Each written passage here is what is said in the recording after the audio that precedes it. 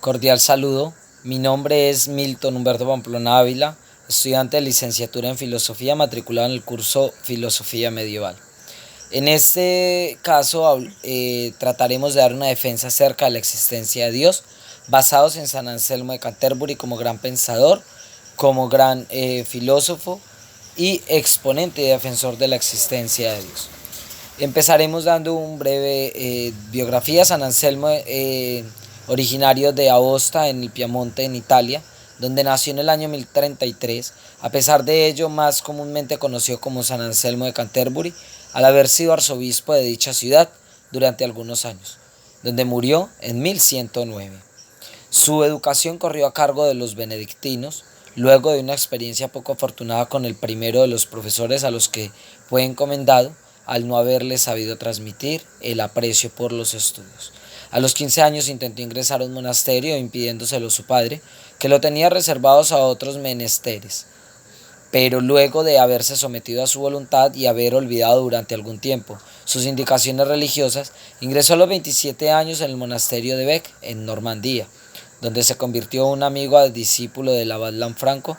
Posteriormente fue nombrado el mismo abad de dicho monasterio, donde compuso dos de sus obras más grandes, el Monologion, que es meditación teológico de la filosofía sobre las razones de la fe, en donde nos presenta algunas de las pruebas de la existencia de Dios propias de la tradición agustiniana, y el Proslogion, donde encontramos el llamado argumento ontológico, que constituye la aportación más original de San Anselmo a la filosofía medieval.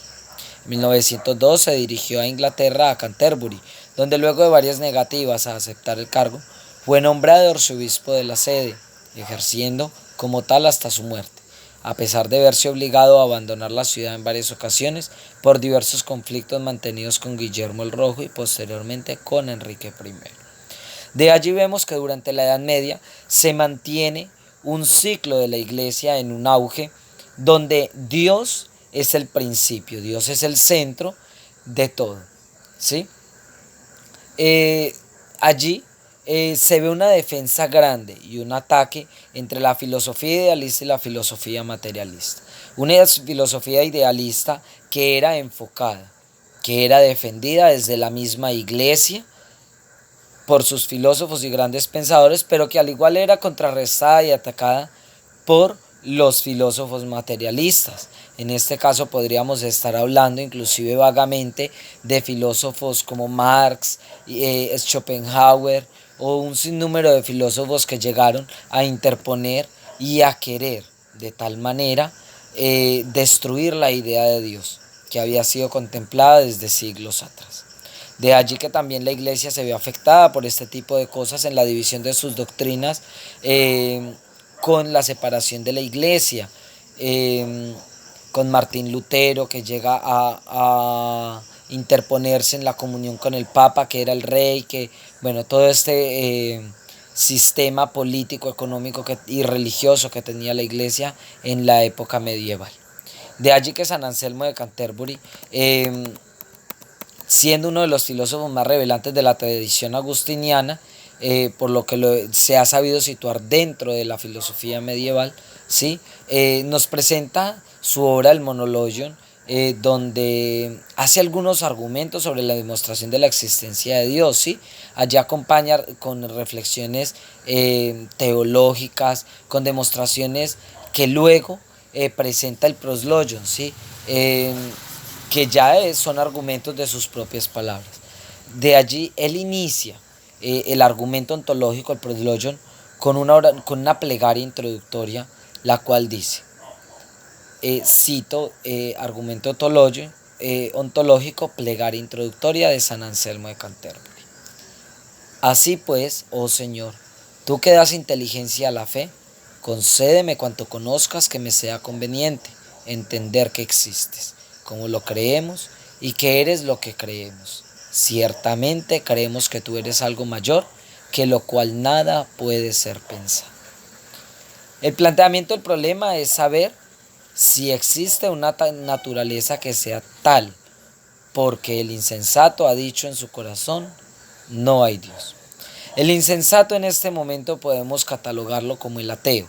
El ateo que a pesar de todas las posibilidades, de todos los argumentos ontológicos, filosóficos, teológicos, científicos y materialistas que hay acerca de la existencia y otros que niegan la existencia de Dios, ellos se plasman en ese pensamiento negativo en donde dicen no existe un Dios.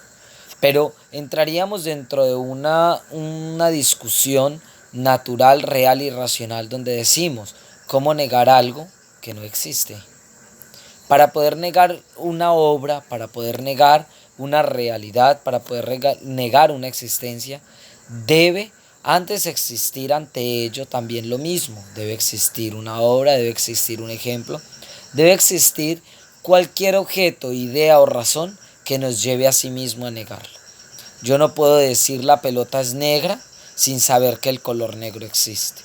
Por ello, se cataloga al ateo como algo tal vez inexistente también.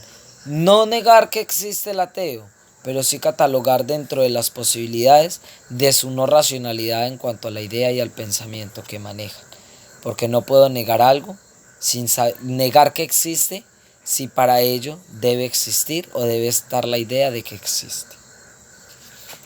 Para ello se toma San Anselmo de Canterbury 3 pasos, lo que han llamado algunos como la escalera a Dios o el camino a Dios.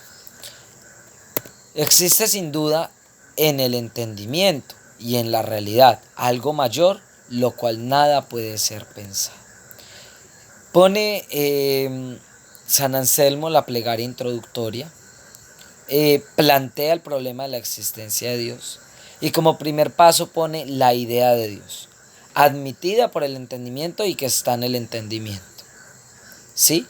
O sea, la idea de Dios se plasma primero en el hombre, en el entendimiento. Entender y conocer que hay un Dios, que hay un creador, que hay alguien que da origen y vida a todo lo que hay y cuanto existe. En un segundo paso, la distinción entre la existencia en el entendimiento, ¿sí?, y concebirlo ya una existencia real. Ejemplo del pintor.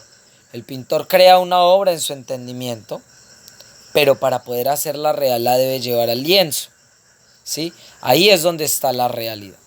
A Dios lo entendemos, a Dios lo pensamos, pero a Dios lo hacemos real. No necesitamos verlo, sino que simplemente lo hacemos real en las obras y en la fe. Como tercer paso pone el núcleo de la argumentación. La existencia es una perfección. Dios es concebido como la entidad más perfecta. Luego, Dios existe extramentalmente en la realidad, pues siendo la existencia real una perfección, será más perfecto.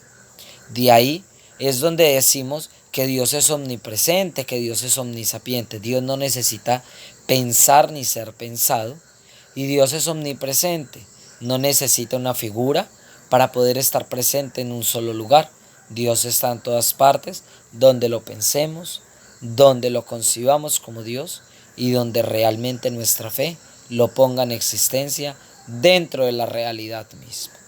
De allí que el argumento se desarrolla a partir de la definición de Dios, que a juicio de San Anselmo es comprendida y aceptada por cualquiera.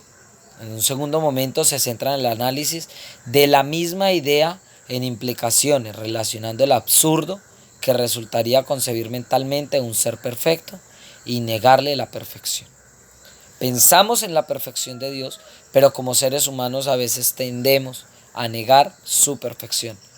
De allí que decimos que Dios existe dentro de la fe, que lo defendemos porque lo pensamos, lo entendemos, pero que no necesita estar presente, porque es un Dios trino, un Dios Padre, un Dios Hijo y un Dios verdadero, un Dios Espíritu Santo, 3 personas distintas, un solo Dios verdadero, que nos llevan a la concepción de decir, Dios existe más allá de la idea, más allá de lo suprasensible. Dios existe desde lo sensible, desde lo real, como lo indica Platón desde el mito de las cavernas, con su teoría de los 2 mundos, siempre relacionando a que hay un ser supremo, a que hay algo que nos viene de más allá, algo que ilumina la idea, algo que nos lleva a pensarlo y hacerlo realidad. De allí que la defensa de Dios en su existencia se hace real, verdadera y centrada dentro del dogma de la fe, dentro de cualquier argumento teológico y de la filosofía que nos lleva al idealismo y a la concepción de Dios como una realidad existente. Cordial saludo, feliz día.